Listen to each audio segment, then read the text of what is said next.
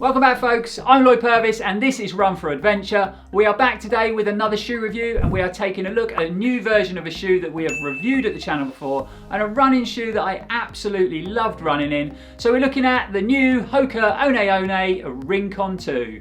Just to save everyone a bit of time, myself and you at home, the best thing you can possibly do is go and have a look at the first review we ever did on the Hoka Rincon, because this new version is pretty much the same shoe. So thanks for watching, we'll see you in the next video, and as always, stay safe and keep on running.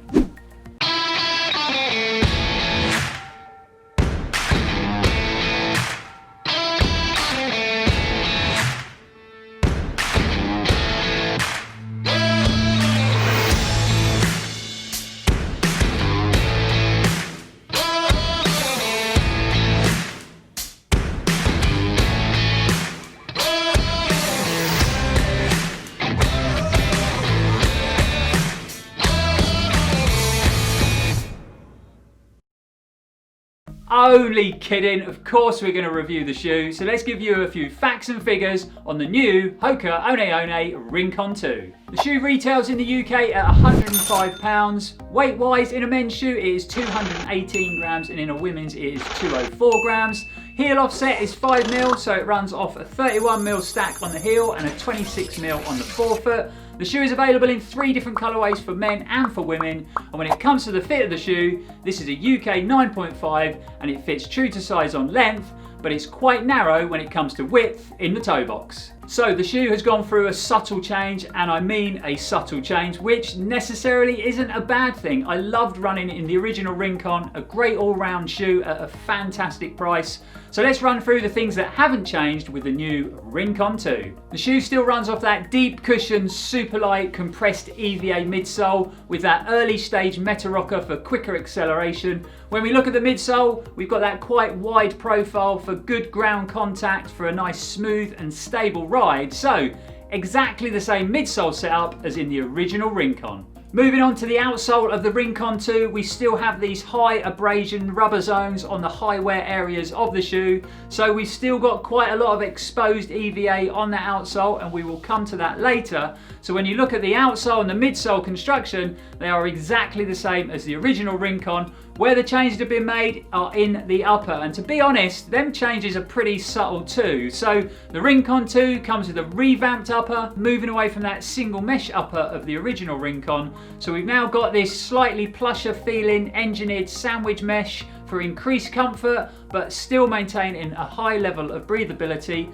Hoka have added these more substantial overlays to the lateral and medial side of the shoe to give you a bit more structure in that upper for a bit more midfoot hold and durability. Apart from the twin mesh and the increased overlays on that upper, everything else remains the same. So the tongue and the heel, same as the original shoe, nice level of cushioning, not too much and not too little. So that's a bit of information about the changes to this lightweight running shoe, but let's go through the things that we really enjoyed about running in the Rincon 2 and go through a few of the things that maybe could be improved moving forward into the next update. Let's go through the likes, and there's quite a few of them. So the first thing we're going to talk about is the weight of the shoe.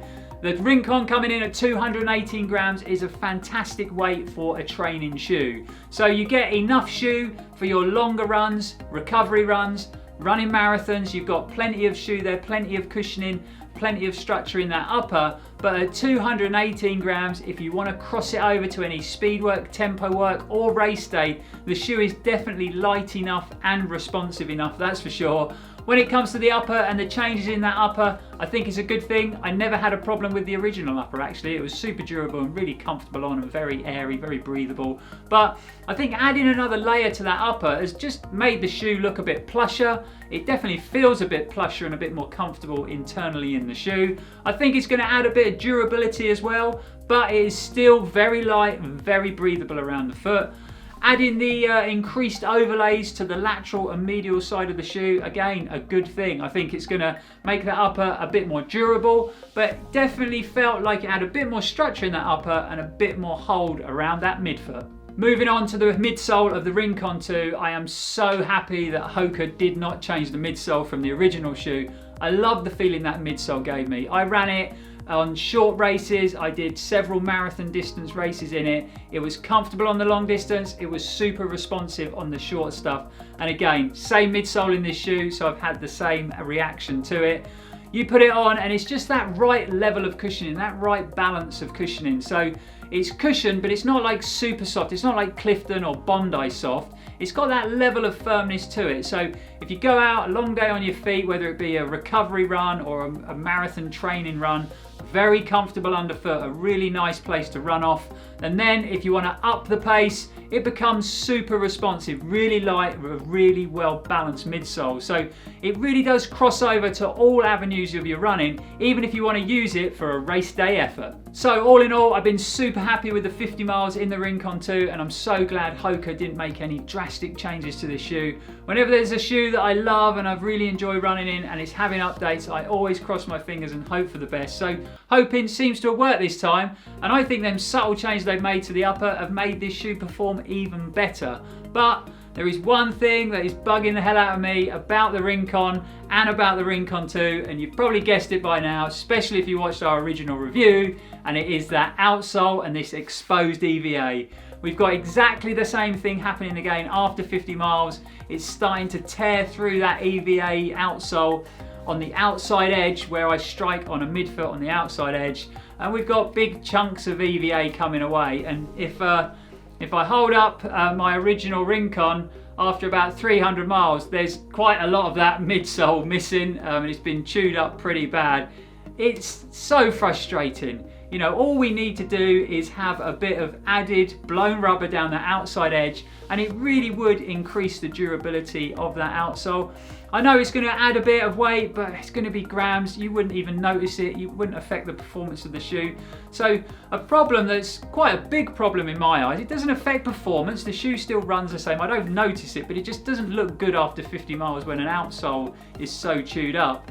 Something that could be so easily fixed that hasn't been addressed in the updated Rincon 2. So I think we've got to cross our fingers and hope for the best that maybe we'll get a little bit more blown rubber when it comes to the Rincon 3. So that's the things that we've really enjoyed about running in the Rincon 2, and the one thing that we can't quite get our head around. But let's get stuck into some scoring. Yep, first thing to score at Run4Adventure is always price, and the Rincon 2 retailing at £105 in the UK I think is a fantastic price for such a versatile running shoe. So if you're looking for a running shoe that's going to cross over to all aspects of your running, whether it be a quick speed session, a long recovery day, a marathon, or even a quick race day effort, this Rincon will handle it all, and handle it all really well. So for £105 for a shoe that will literally do everything, I think that is an amazing price. So it has to score high, and it's going to come in with a very impressive 9 out of 10 for price. Next on the list is comfort and performance, and I find it really hard to fault the Rincon 2 when it comes to comfort and performance,